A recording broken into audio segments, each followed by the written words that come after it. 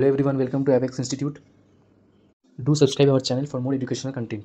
So এই মুহূর্তের breaking news, আমাদের ক্লাস 9 to 10 এর WBSLST 2025 এর রেজাল্ট ডেট অ্যানাউন্স হয়ে গেছে। আমরা result within 19th of September 2025 পেতে পারি। একটা স্পেকুলেটেড টাইম ফ্রেম আমাদের দেওয়া হয়েছে বাই স্কুল সার্ভিস কমিশন। এবার এরপরে কিন্তু অনেকগুলো স্টেপ থাকে। তোমরা অ্যান্সার কি চ্যালেঞ্জ করতে পারো উইথিন 5 days, যেটা হবে অ্যাপ্রক্সিমেটলি 25th September 2025 এর মধ্যে। তো তোমাদের অনেক বড় টেনশন পুজোর আগেই সলভ হতে চলেছে।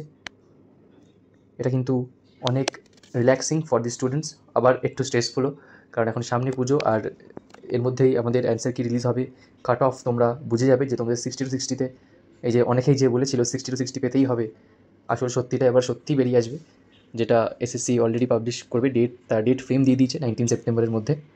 তোমরা অরিজিনাল কাট অফ থেকে শুরু করে অরিজিনাল অ্যান্সার কিও দেখে নিতে পারবে। আমি এটাই বলবো, যাদের এবারে হলো না বা হবে না, তারা কিন্তু ভেঙে পড়ো না, কারণ লাইফে অপরচুনিটিস আসতে থাকে, ঠিক আছে? আর যাদের হবে তাদের জন্যে অনেক অনেক গুড উইশেস অ্যান্ড কংগ্রাচুলেশনস। তোমরা অনেক এফার্টস দিয়ে এক্সামটা দিয়েছো, অ্যান্ড আই হোপ তোমাদের এফার্টসের ফল তোমরা খুব শীঘ্রই পাবে। তো ক্লাস 9-10 রেজাল্ট কিন্তু 19 সেপ্টেম্বর, উইথিন 19 সেপ্টেম্বর 2025 তোমরা পেয়ে যাবে, ঠিক আছে? তাহলে 11-12-এর তো এক্সাম কালকে হবে। তো পুজোর আগে অন্তত 11-12-এর মেরিট লিস্ট বা আমাদের ওএমআর অ্যান্সার কি কিন্তু বেরোচ্ছে না। কালকের এক্সামটার অ্যান্সার কি বেরোতে পুজোর পর শিওরলি হয়ে যাবে। কালকের এক্সামের জন্য তোমাদের সবাইকে বেস্ট অফ লাক। একটা জিনিস মাথায় রেখো, এটা কিন্তু 9-10-এর মতো অত ইজিয়ার লেভেলে নাও হতে পারে, কারণ এর স্ট্যান্ডার্ডটা কিন্তু একটু হাই আর সিলেবাসটা একটু ভাস্ট। মাথা ঠান্ডা করে কোয়েশ্চেন পড়ে সলভ করার চেষ্টা করো। একবার রিকল করার চেষ্টা করো যে পুরো পিরিয়ডটা প্রিপারেশনে তোমরা যেই কন্টেন্ট কনজিউম করেছো, কোনো কোয়েশ্চেনে আটকে গেলে ওগুলোকে রিকল করার চেষ্টা করো, মাথায় রিফ্রেম করো, দেন রিকালেক্ট করে অ্যাটেম্প করো। কোনো কোয়েশ্চেন ধরো আটকে গেছো, বুঝতে পারছো না, তো গেস যদি দিতেই হয় একটু এডুকেটেড গেসেস দিও, লজিক্যালি কানেক্ট করে গেস দিও। হঠাৎ করে সি এরম করে কিন্তু এক্সাম দেবে না, কিছু অন্তত লজিক লাগিও, এতে তোমাদের ভালো হবে। আর best of luck for tomorrow.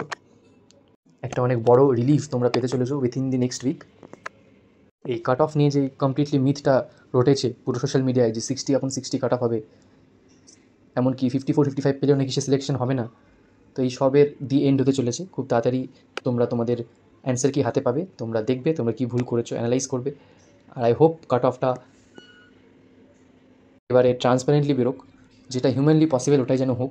যদি অ্যাবনর্মাল কোনো কাট অফ বেরোয় তাহলে বুঝতে হবে আগেন, মানে এই সিস্টেমটারই তাহলে আর কোনো ভরসা রইল না সিস্টেমটার উপরেই।